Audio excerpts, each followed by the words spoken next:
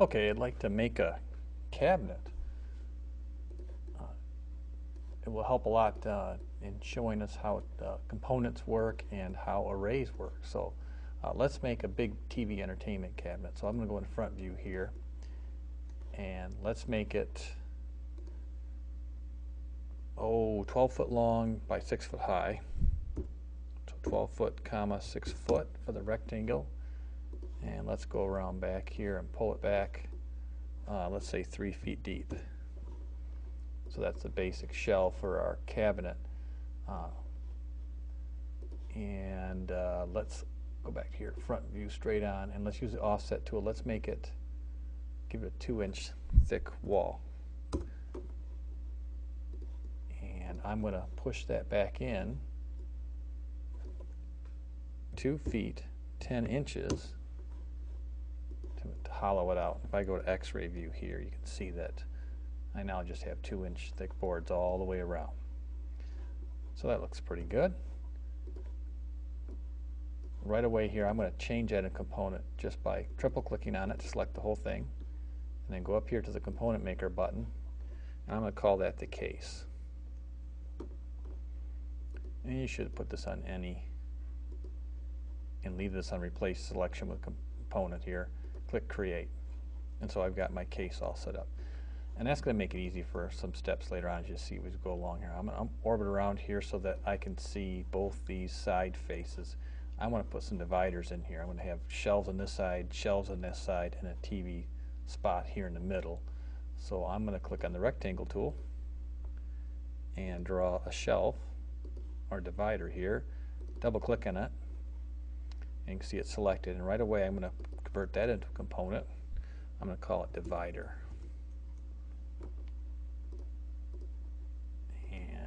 We'll say create, and then right away here I'm going to grab it right at the top corner, hold down the option key and drag it to the other opposite corner, match it right up there, and as soon as I let go of the mouse I'm going to type in 3 and /, which you can see right down here, and then press return, except I move my mouse.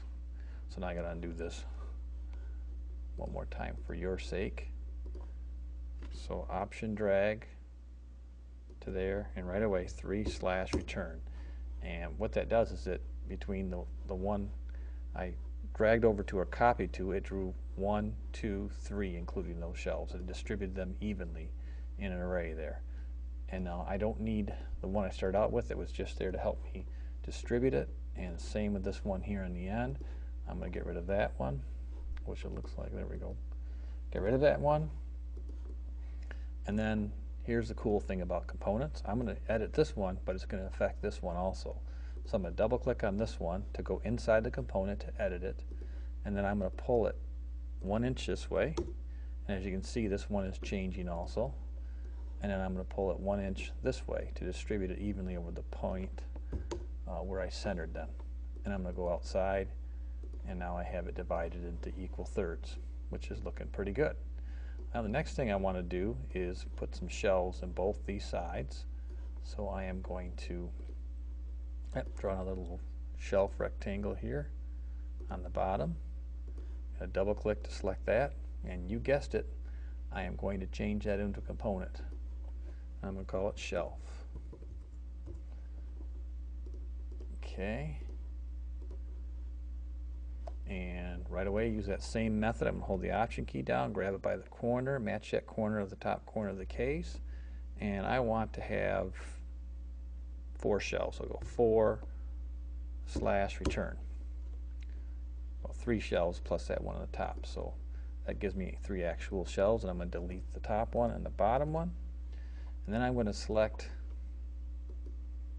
if I can, there I go, shift click, and I get all 3 shelves selected, and I'm going to grab it right by that corner, hold the option key down, and drag straight in the red direction, and I've got copies over there. So that's looking pretty good.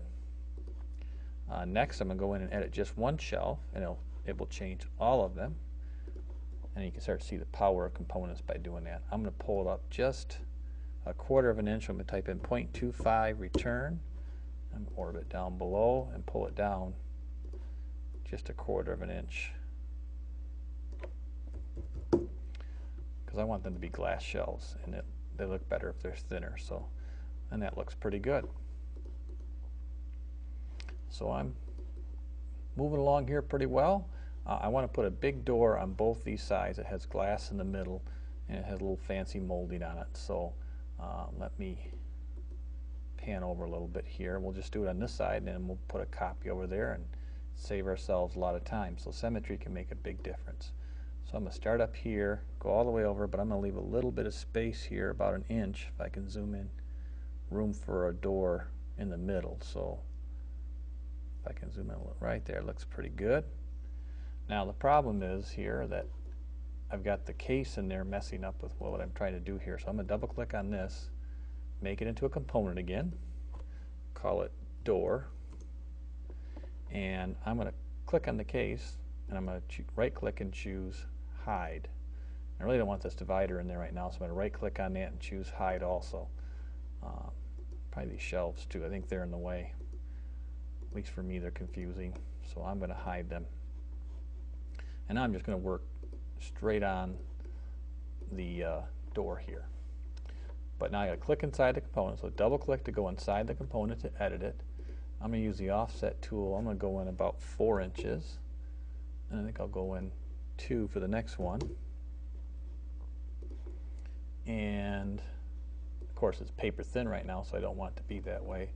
Let's make it 2 inches. So I'm going to pull out 2 inches. If you need to use the offset or the push-pull tool again with the same distance, like just double click and it will pull that out 2 inches. Same thing here. Then I'm going to pull this out 2 more inches to give it a molding there. I'm going to leave this one back. I'm going to turn that into glass, so I'm going to leave that back. And in fact, to make it easier to color it later on, I am going to turn that glass, inner glass, into a component. So I'm going to double click on that so it's selected, and click on the component maker and call it glass. And let's do that. Okay, looking good. I don't want those hard edges on there, so I'm going to go over here to the side, zoom in a little bit, and I'm going to click on the arc tool and set 2 points, and I'm going to make sure it says tangent to edges there, turns pink like that, and then I'm going to, I'm going to try that again apparently. There we go. Orbit around carefully here. I'm going to select this face, which I want that to orbit around or to lathe around, and then that rounds off that corner for us and looks nicer.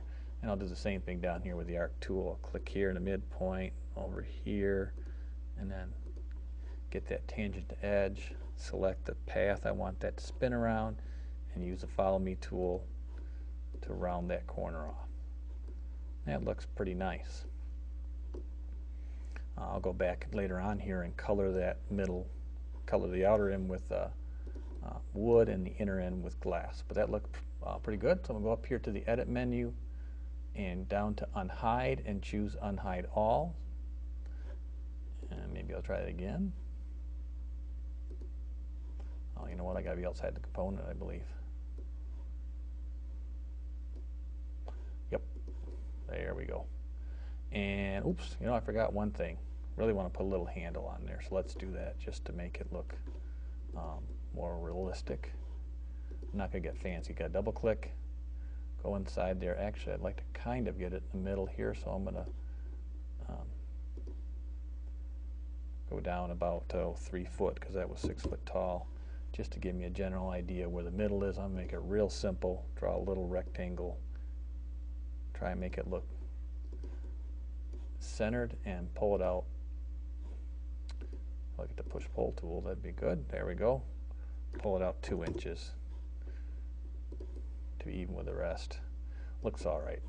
Not too fancy, but it'll work. And then I'm going to click on this component, and I want to copy that over the other side. So I'm going to hold down the move, or click on the move tool, grab it by the corner, hold the Option key down to make a copy, drag it to the edge so it snaps there. The only problem is it's not symmetrical. The handle's on the wrong side. I'd like it to be symmetrical, so I'm going to right click using the select tool and choose flip along the components red, and that will flip it so that the handle's on the inside now.